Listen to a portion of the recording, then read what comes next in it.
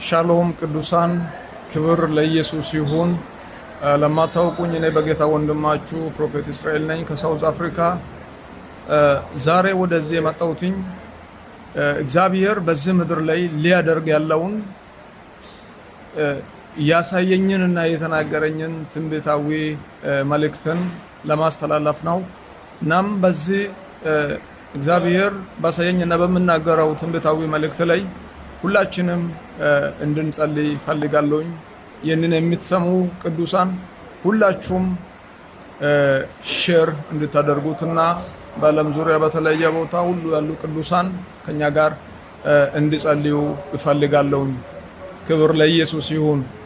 የእግዚአብሔር ቃል ሲናገር አሞጽ 3:7 ላይ እግዚአብሔር በዚህ ምድር ላይ ሊያደርግ ያለውን ነገርን ሁሉ ከማድረጉ በፊት ለቀባቸው ለጠራቸው ለነቢያቱ ሳይገልጥ አያደርግም፣ ያዋራቸዋል፣ ያሳያቸዋል ብሎ እንደሚናገረው ሁሉ ጌታ እንደዚህ ያሳይቶኛል።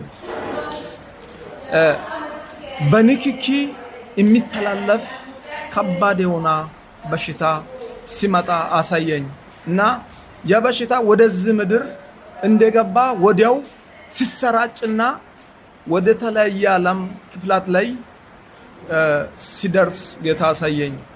ታማሚውን የሚነኩ ሰዎች ወይም ለመርዳት የሚሯሯጡ ሰዎች ወዲያው ሲሞቱ ጌታ አሳየኝ።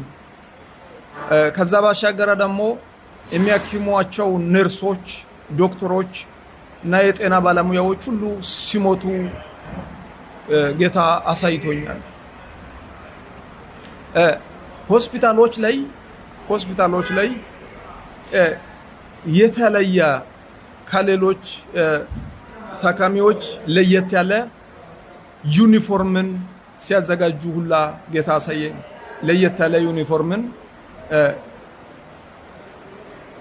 ሲያዘጋጁ ምናምን እንደዛ ጌታ አሳየኝ እና ሁላችንም በዚህ ጉዳይ ላይ እንድንጸልይ ይፈልጋለሁ። እግዚአብሔር በኤርትራውያን፣ በኢትዮጵያውያን፣ በቅዱሳን እና በተለያየ ቦታ ባሉ በእህቶቻችን እና በወንድሞቻችን በዓለም ዙሪያ ባሉ ጌታን በሚወዱ እንደዛውም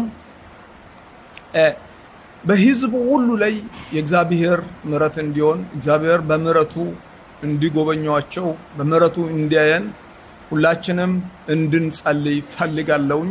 ሁላችሁም ጸልዩ። ይህንን መልእክትን በሰማችሁት ጊዜ ላይ የእግዚአብሔር ምሕረት በእናንተ ላይ በኢየሱስ